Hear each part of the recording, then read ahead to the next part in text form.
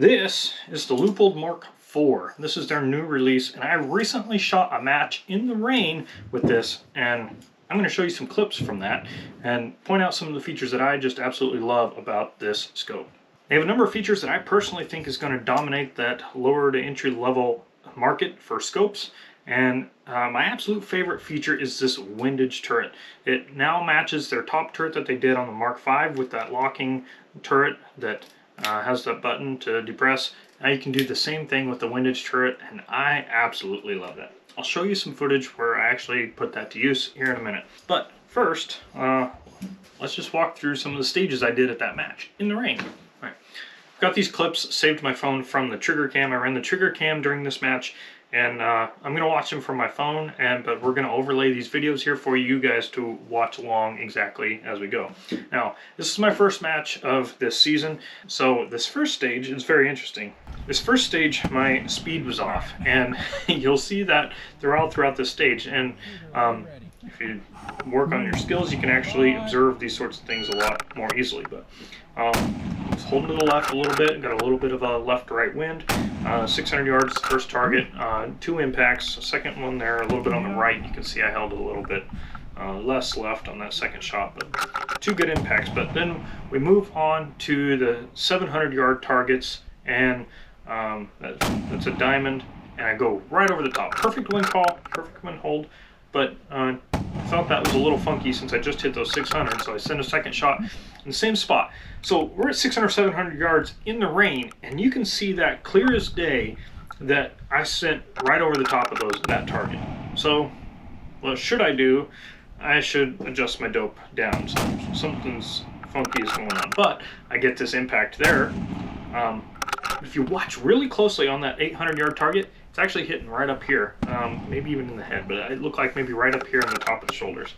So I just thought I was back to good, so I was goofy on the 700-yard, but I send one right over the shoulder at 900. So I hold lower at 900 on the second shot, and I get an impact. So yeah, ability to resolve this is a great clarity at 900 yards already, and now we're out to 1,000. Mind you, this is raining right now. So again, 1,000 yards.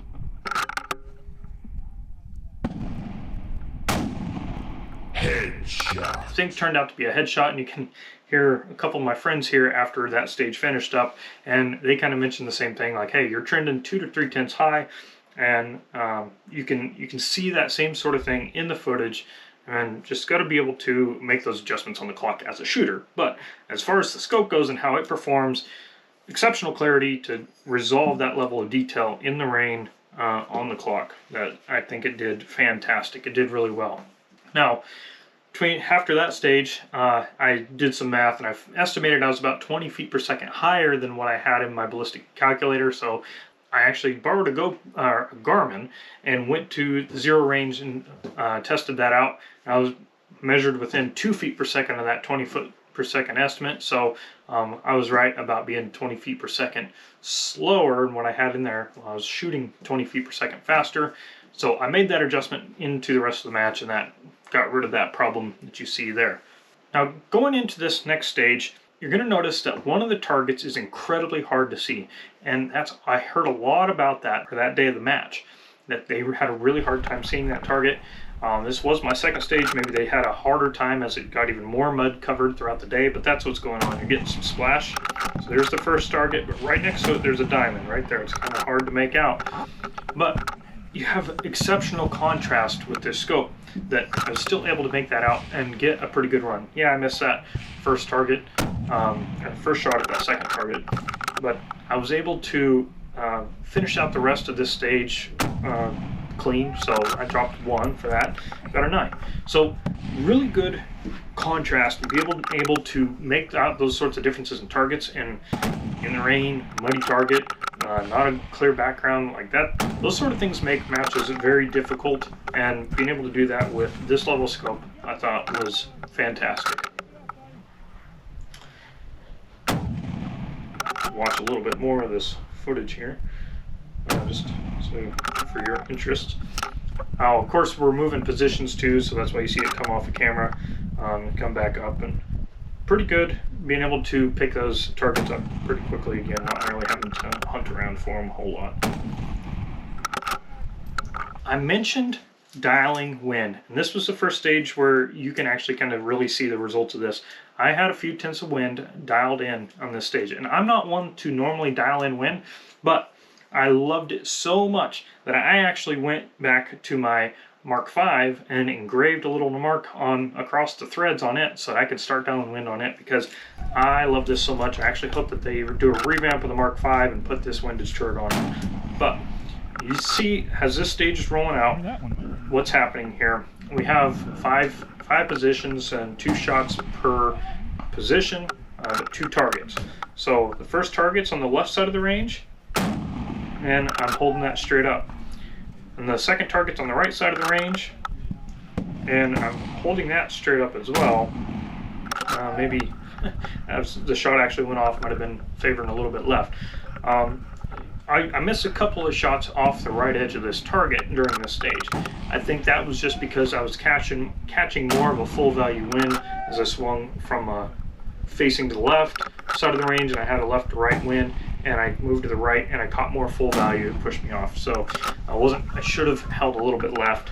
20/20 hindsight, just me and my personal shooting, but dialing with that wind, that first target was spot on, and I did I think a pretty decent job of dialing wind, especially for my first time actually playing around with doing that regularly. And I did that throughout the rest of the match. I loved it so much. I dialed wind the rest of the match, and even into this most recent 2-day match that I shot, like I said, I used my Mark V with that, and I marked those threads. I shot the best I've ever shot in a very difficult wind reading match. So I think there's a lot to say for being able to have something like this. Now, you can do that on anything else, but what really makes this very handy with this particular scope is that locking turret. If you're going to be moving from stage to stage where wind is going to change, and you might need a left wind in one place, a right wind in another, being able to come off of the stage and zero your wind back, just like you would coming off of the stage and zeroing your elevation back, that's a very handy feature to just make life easier and eliminate some of those mistakes that cost us points. One of the other new features of this is the PR3 reticle, and that's, if you haven't picked up on this already, that's what I have in this scope that I'm using for this match. Now, it doesn't have the Christmas tree for the wind holds coming down, but it makes it a nice clean view. But you still do have all the gradations going down to do holdovers. This was one of the new PRS skill stages, a 400 and 500 yard target. That 500 yard target, I needed another 7/10 of elevation over my 400 yard target. So you can see that that's what I'm doing when I shoot at the 500 yard. There's a little opening at about 3/4 of a mil that is able to get you that holdover spot for what would be considered 7/10, just rounding. Maybe go to the high side if you're trying to be very particular at a small target or something like that. But this reticle is more than capable for doing exactly that on this in this sort of situation. You know, they're not all skill stages. There's other situations where you want to use holdovers, use multiple holdovers and whatnot. It works very well. Now, some people, they still like the 2/10 gradations versus 1/4 mils. I have really grown to favor this particular setup because of that opening. You can see more of the target. You're not blocked off by the reticle itself. It kind of gives you this optical illusion that it's actually thinner than it actually is. So you get a nice heavy reticle that you can see it, but you aren't obstructing your view in any way. The other thing with 1/4 mil increments is that it forces you to make larger corrections, you know, on wind in particular. You aren't going to undercorrect, which can cost us points. Then this last stage, not showing you scope cam footage video, but I want to show you how I am using it externally. This particular stage had 5 different target distances, and you shot 2 shots at each and worked your way out from a single position. Nothing too crazy as far as some stages can go, but what I'm trying to show you here is the ease that you're able to see these increments and be able to dial them from a prone position. You know, I was new to using this scope, and I was still able to do a good job. I did pick my head up to just double check since I was new to it, but as you go and as you get used to it, you're just it becomes second nature, really. Being able to see that is very good, and able to do that quickly too. That you can feel it. They're not squishy. It's very clicky, which I was going back to 0, but they are very firm, nice clicks that you can feel it. And if you get cold or anything like that, it really helps to be able to feel those more above and beyond just seeing it. It gives you that extra confidence that you're doing exactly what you need to do. So this scope, I think, does an excellent job for both of those aspects, being able to see it and being able to feel it and do it. Make your adjustments nice and quick. Fantastic scope. You cannot go wrong with this, especially if you're somebody trying to get into PRS, or even some of you have been shooting PRS for a while. Like, I was actually torn between using this and my Mark V going into a 2-day match. I did pick the Mark V just because I'd only had one match of using this. The Mark V I've used a lot more, so it gave me a lot more confidence. But as I use this more, and like I said, I was really torn on whether to use this or the Mark V, and I wouldn't have gone wrong with this by any means, but I love this windage turret. I can't get enough of it. I want to see that on a Mark V, and man, I love that feature. I can do this all day long. Zeroing your windage, 0 lock. It's great. Now, if you were looking for all the specs and everything like that about this scope, they're out there. I didn't want to get into that in this video. You can go do some of that research on your own, but I wanted to show you some real life usage of this scope, and I hope you enjoyed it.